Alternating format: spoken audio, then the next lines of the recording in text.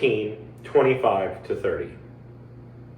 Near the cross of Jesus stood his mother's sister, Mary, the wife of Clopas, and Mary Magdalene. And when Jesus saw his mother there, and the disciple whom he loved standing nearby, he said to her, "Woman, here is your son." And to the disciple, "Here is your mother." From that time on, the disciple took her into his home.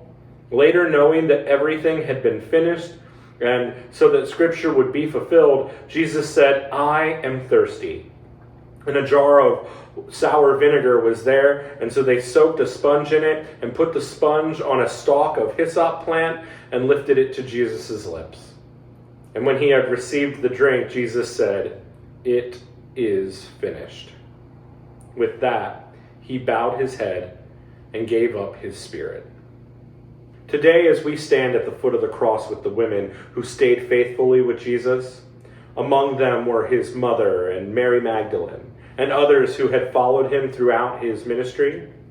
These women didn't run away in fear or abandon Jesus in his suffering, but instead they stayed, witnessing the agonizing reality of what it is to be crucified. Their faithfulness is a testament to the kind of love that doesn't flee in the face of pain, but instead remains steadfast. Mary, the mother of Jesus, watched her own son suffer and die.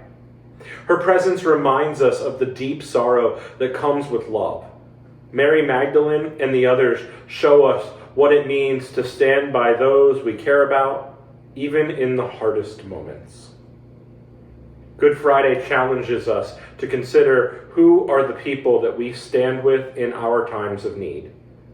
Are we present for those who are suffering, or do we turn away from the things when they get difficult?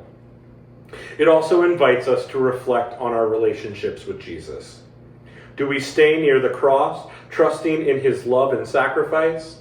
Or do we sometimes distance ourselves in moments of doubt or fear? Today, take time to pray for someone who's going through a difficult season. Reach out to them with the message of encouragement or support.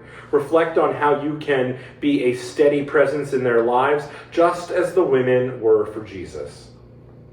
And as we reflect on the cross, let's remember the steadfast love of the women who stood with Jesus and the even greater love he poured out for us.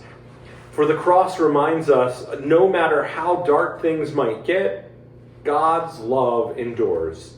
God's love is always, God is always the light in the darkness, and the darkness cannot keep it back, but must be pushed away to that light. So join me tomorrow as we reflect on the Holy Saturday and on the quiet faith of the people like Joseph of Arimathea and Nicodemus.